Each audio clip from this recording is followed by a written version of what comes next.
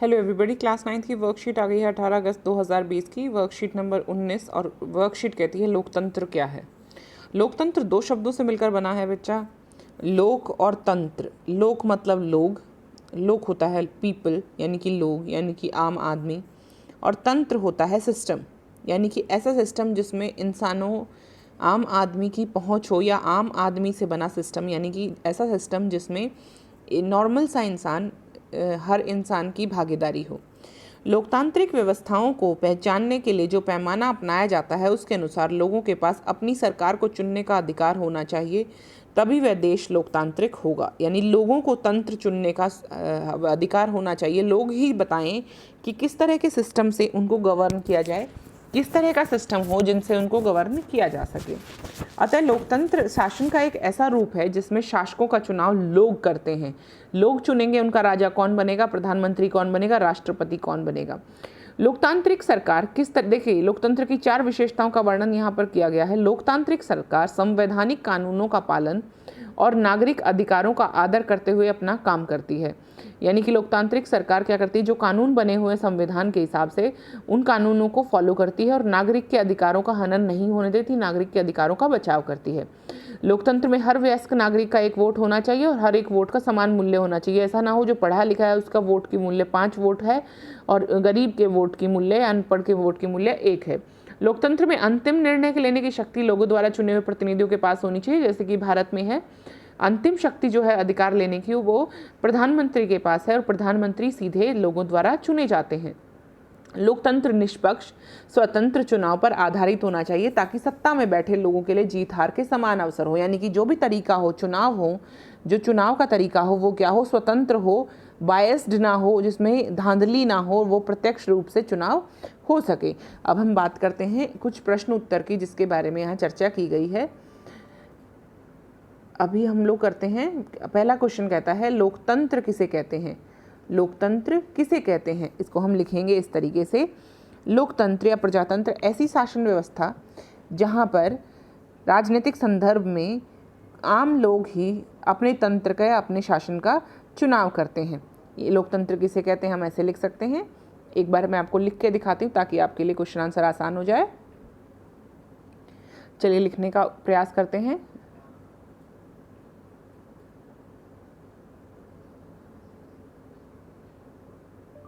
लोकतंत्र क्या है।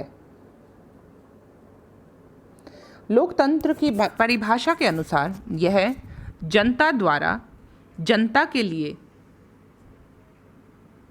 जनता का शासन है।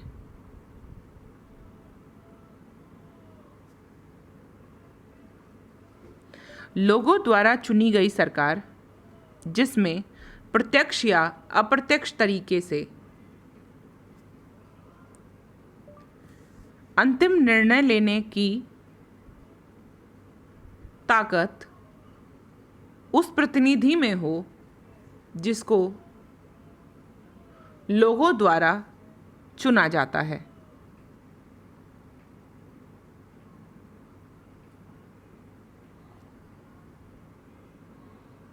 ठीक है बच्चे, अगला क्वेश्चन देखते हैं। अगला क्वेश्चन क्या कहता है। अगला क्वेश्चन कहता है लोकतंत्र में प्रमुख फैसले लेने का अधिकार किसके पास होता है। यहाँ पर देखिए, प्रमुख फैसले लेने का अधिकार सरकार के पास होता है, ऐसे प्रतिनिधि के पास होता है जिस, यहाँ पर ये वाली लाइन हम लिख सकते हैं, लोकतंत्र में अंतिम निर्णय लेने की शक्ति लोगों द्वारा चुने गए प्रतिनिधियों के पास होती है। लोकतंत्र में अंतिम निर्णय लेने की शक्ति लोगों द्वारा चुने गए प्रतिनिधियों के पास होती है। इसको लिखते हैं।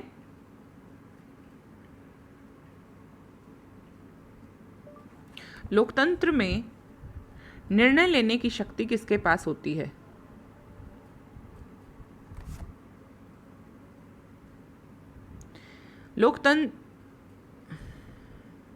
लोकतंत्र में निर्णय लेने की शक्ति ऐसे प्रतिनिधि के पास होती है जिसे लोगों द्वारा चुना जाता है।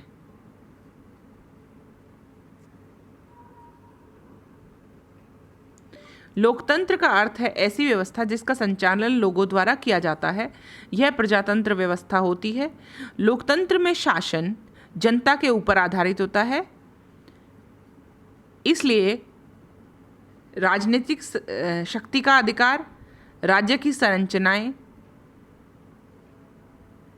और सभी निर्णय लेने की आखिरी शक्ति लोगों के पास होती है। ठीक है बच्चे, ये क्वेश्चन नंबर 2 हो गया।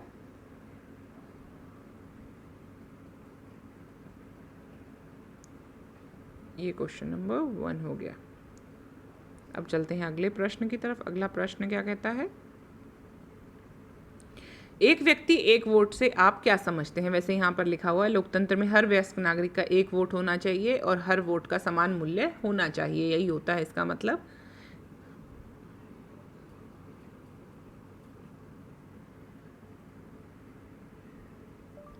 लोकतंत्र में एक व्यक्ति एक वोट से आप क्या समझते हैं?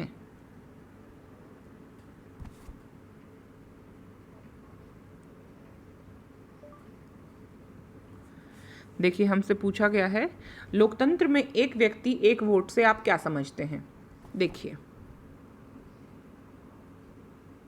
लोकतंत्र एक जनता तंत्र होता है जिसमें लोगों द्वारा चुना गया प्रतिनिधि ही लोगों के लिए निर्णय लेने का अधिकार रखता है। एक व्यक्ति एक वोट का अर्थ है देश का हर वयस्क नागरिक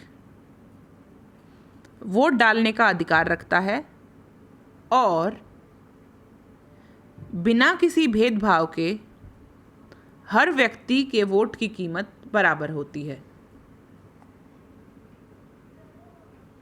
चलिए बच्चे, अगले क्वेश्चन की तरफ चलते हैं। अगला क्वेश्चन कहता है लोकतंत्र में स्वतंत्र और निष्पक्ष चुनाव क्यों होने चाहिए? देखिए, यहाँ लिखा है लोकतंत्र निष्पक्ष और स्वतंत्र चुनाव आधारित होना चाहिए ताकि सत्ता में बैठे लोगों को जीत हार के समान अवसर हो। ऐसा ना हो कि एक इंसान बार बार चुना जाए।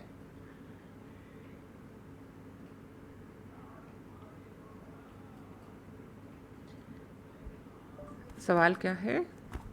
एक सेकेंड।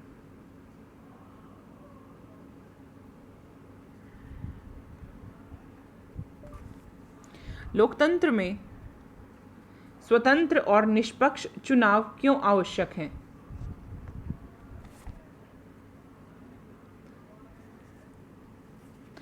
हमसे पूछा गया है लोकतंत्र में स्वतंत्र और निष्पक्ष चुनाव क्यों आवश्यक होते हैं।